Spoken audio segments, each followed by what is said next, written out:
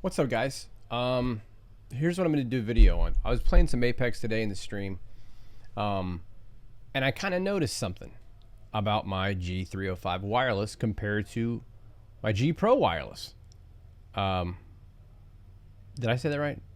G305 wireless compared to the GPRO. Anyways, point of the story is I have something interesting. I don't know if it's going to necessarily reflect you and what you have with your two models, but it's something interesting to share with you guys, and it might shed some light on it, because one of the most common questions I get in my chat, aside from is the Artisan Shinnekai pad good, which hopefully tomorrow I'm going to do a re-review of that pad with like better quality.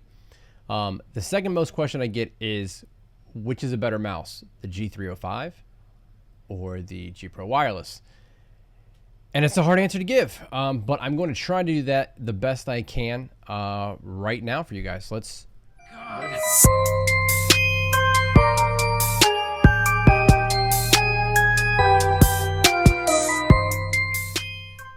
Well, guys, what sucks is I actually had the second part of this video actually recorded, and for whatever reason, it just decided not to record all of it. So we're just basically reshooting it. So I'm going to touch base on kind of what I touched base on.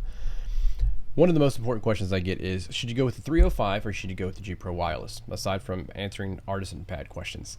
And that really comes down to a couple of things. I'm going to go over some pros and cons and just kind of give you my 2 cents on the whole ordeal, because I've had these for a while.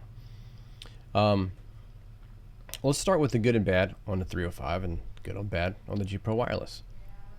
The good on the 305 is shape is fantastic. I don't have any problems with it. Now, I would say it's for smaller hands.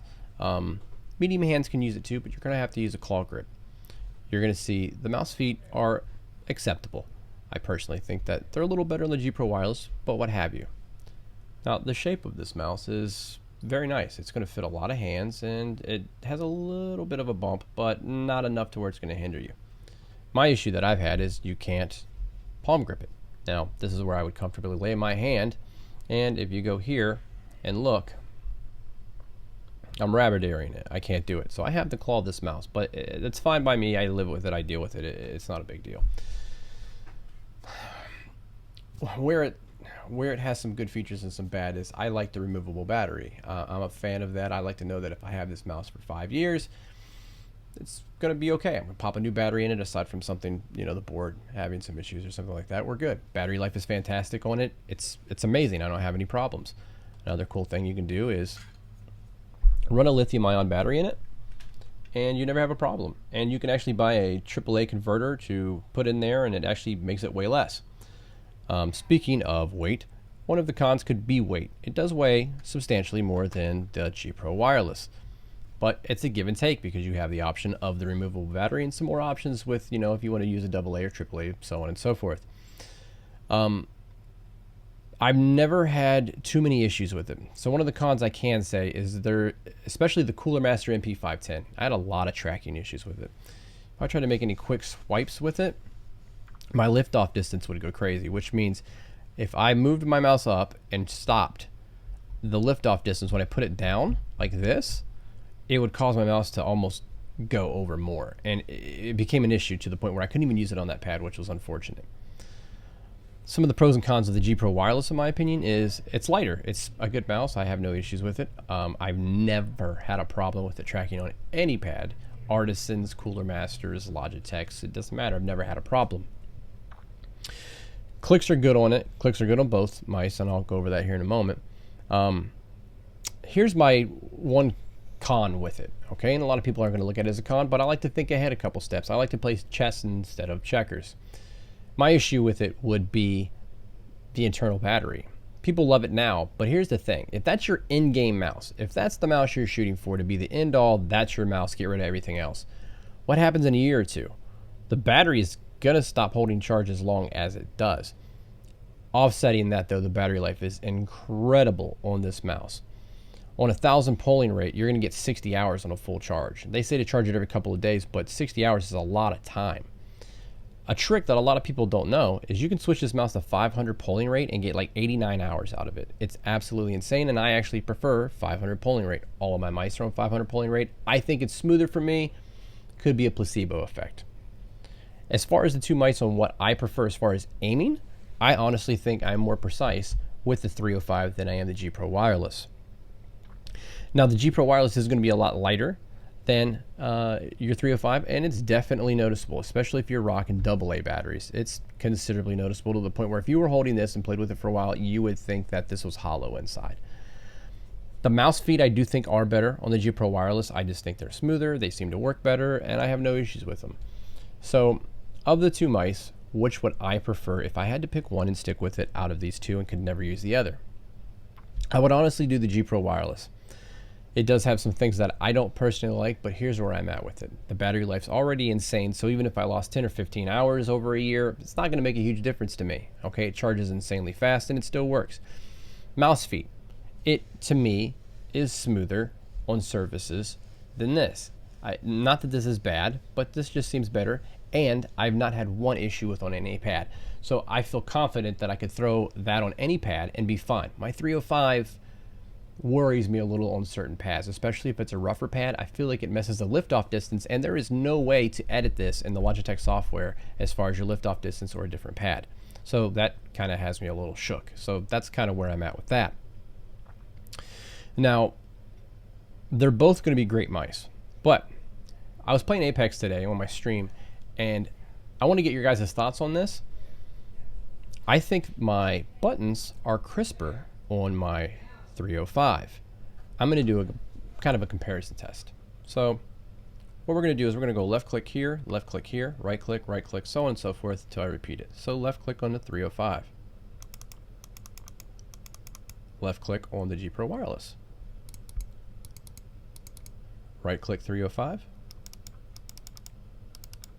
Right click GPRO wireless. Now the wheels are about the same. I don't really have any problems with that. Side buttons, I feel like the side buttons are clickier on my 305, and I just don't want to accidentally click something here. So what I'm going to do here is turn that off for a second, and I'm going to give you the clicks on the GPRO wireless side buttons first, and then GPRO wireless. I think I mixed those up, but you know what I meant. Both pretty good on those. I just feel like my mouse 1 and my mouse 2 is crisper on my 305. And again, could be placebo, and it could just be my copy. Who knows? These are notorious for having issues. And speaking of which, if you plan on getting a GPRO wireless, get it on Amazon. Their return policy is fantastic. And what I mean by that is I had one of the first batches of these and never had a problem. I got rid of it because I have a love-hate relationship with it. I have it, I like it, I sell it, I get it back. The second, third, and fourth copy that I had all had button rub. And what I mean by button rub is this. I'll show it to you as good as I can. So you would press in on this, and if you moved over just a little bit, this button then would rub into this one. I don't really get it on this. I mean, it's very, very, very slight, but not enough. And when I play games, normally you're not ever hitting here and then sliding over here and then hitting here and sliding over there. So that, I feel like that problem got a little blown out of proportion, but due to the fact that this is a $150 mouse, that should have never been an issue ever to begin with. So that's where I'm at with that. Another issue that this had was double clicking.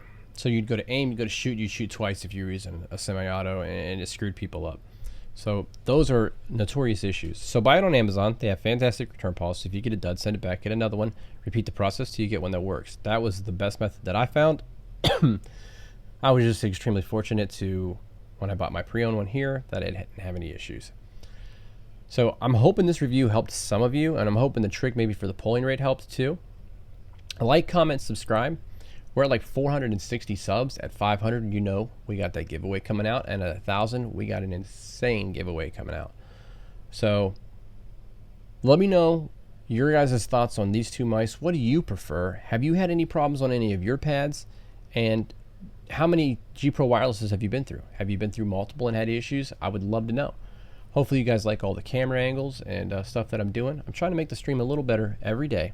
I'm trying to get better with my editing every day, and I'm just overall trying to just make a better stream for you guys. I may stream later tonight. I'm not 100% sure on that. It's 8:30 my time, and by the time I get this uploaded and edited, who knows? But I am off tomorrow, and I got some stuff coming in. I did have my 4 Shinnekai strawberry milk pads ordered. They were supposed to be delivered today. I wasn't here to sign for it, so hopefully tomorrow I'll have those. I'm going to do a re-review of that in high quality because I know some people wanted to see that, and I also am curious to compare to see if it's any smoother or any rougher than the one we did previously. So if you guys have any video ideas that you'd like to see that I'm able to do, I would appreciate it. Down below in the description, I'm actually going to have a link to my Patreon and as well as my PayPal email. If you guys could throw a couple bucks my way, definitely helps the stream. You don't absolutely have to in any way. I just appreciate the support. However, shit is expensive. The camera that I'm talking to you on, 200 bucks, and I just added some new lighting, so it should help out. So that stuff starts to add up, and I'm going out of pocket for all of it and starting to catch up a little bit. So any help you can give me, even if it's a few bucks, that means a lot to me, and it does help out. Believe it or not, if only a handful of you donated $5, that is like a free product review for me, and then I can do that on a giveaway, because that's the goal. I'm not here to keep this stuff, and I don't monetize my videos. So if I had some donations about a product you guys wanted reviewed, I'd review it, and I'd just do it away in a raffle, so the community's still getting it back. Anyways, guys, I feel like I'm rambling a little too much. I'm going to hit you guys with the outro, and hopefully you guys enjoyed the video. You guys have a good night. Peace.